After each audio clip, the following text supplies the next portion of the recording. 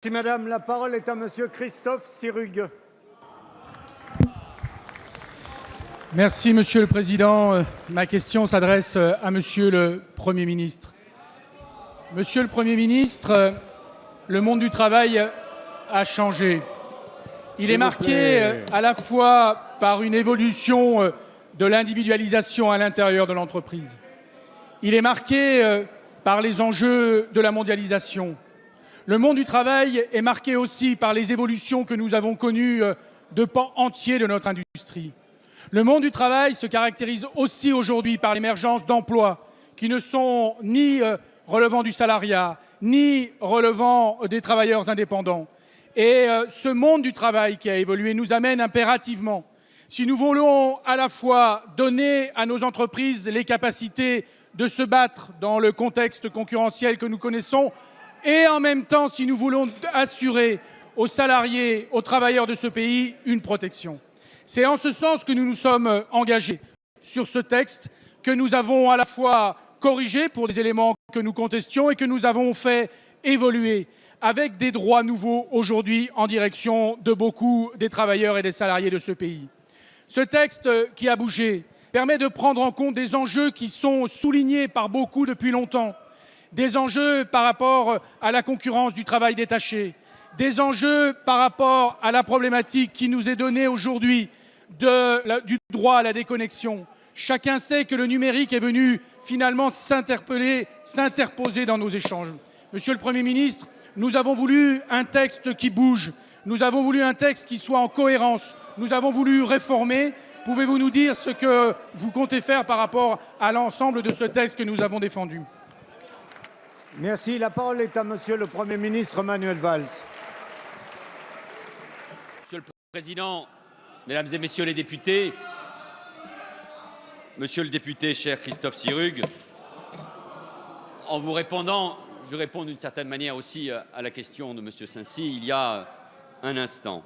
Nous sommes en effet dans un moment important et le Président de la République, tout le gouvernement et moi-même le mesurons. Important car l'Assemblée nationale a commencé l'examen d'un texte important pour l'avenir de notre pays, pour notre modèle social et pour la consolidation de son économie. Important car les contestations, les incompréhensions, les désaccords sont présents dans le pays. Et important car il s'agit aujourd'hui de savoir sur quel terrain nous conduisons les réformes de notre pays. Et notre ambition, notre exigence avec Myriam El Khomri et l'ensemble du gouvernement, c'est de trouver le chemin de la réforme et montrer que le dialogue peut payer à tous les niveaux. Le projet de loi Travail a évolué, vous venez de le rappeler, depuis 2 mois. Et il reste en même temps cohérent. Il affirme sa confiance dans le dialogue dans l'entreprise avec les organisations syndicales et les salariés. Il pose la première pierre d'une véritable sécurisation des parcours professionnels avec le compte personnel d'activité. Il sécurise les conditions de licenciement, en particulier dans les PME. Il crée le droit, vous l'avez rappelé, à la déconnexion pour les salariés. Il donne pour la première fois un encadrement aux salariés exerçant dans les plateformes. Il met en place des dispositifs efficaces de lutte contre le travail détaché.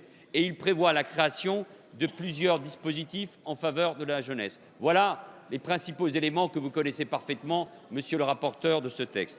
Nous assumons d'avoir construit en faisant évoluer le texte depuis sa présentation initiale, un accord avec l'ensemble des organisations syndicales réformistes. Et nous assumons d'avoir construit un projet qui saura rendre notre économie plus agile, plus réactive et plus orientée vers l'emploi, car l'emploi est bien sûr la priorité. Aujourd'hui, disposons d'un texte cohérent et équilibré, et il est le fruit d'un compromis.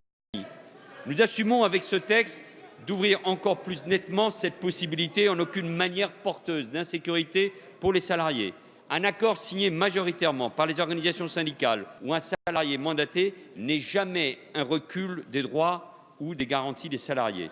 Car c'est là la grande nouveauté et la protection inédite qui est offerte aux salariés par ce texte.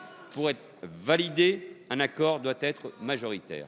Aujourd'hui, après de nombreux échanges, ce compromis a permis de réunir très largement le groupe majoritaire. Et pourtant, Et pourtant, certains refusent de s'inscrire dans cette dynamique du compromis. Et certains voudraient imposer l'idée que négocier au niveau de l'entreprise, y compris avec le principe majoritaire, ce serait soumettre les salariés à l'arbitraire. J'entends, quand c'est une conviction de fond, cette position, mais je ne la partage pas. Et avec le gouvernement, nous ne partageons pas cette idée avec l'ensemble des organisations réformistes dans un pays qui, depuis 35 ans, construisent les grandes lois sociales de ce pays. La conjonction des oppositions, y compris de ceux qui ne respectent pas les décisions très majoritaires de leur groupe, peuvent bloquer ce texte. Le spectacle donné hier soir en séance ne me semble pas rendre justice au travail des parlementaires de tous les bancs depuis 2 mois. Parce que la réforme doit aboutir, parce que le pays doit avancer, parce que les relations sociales et les droits des salariés doivent progresser. Le Conseil des ministres qui s'est réuni il y a un instant, sous la présidence du Président de la République, m'a autorisé à engager la responsabilité du gouvernement. Je le ferai tout à l'heure, avec bien sûr responsabilité, mais aussi avec confiance, car je suis convaincu que le texte qui a été élaboré collectivement est un bon texte pour notre pays et il est surtout un acte de confiance dans le dialogue. Il est un pari dans la capacité des partenaires sociaux à le faire vivre et il est une affirmation tout simplement de notre vision de la démocratie sociale. Merci, Monsieur le Premier ministre.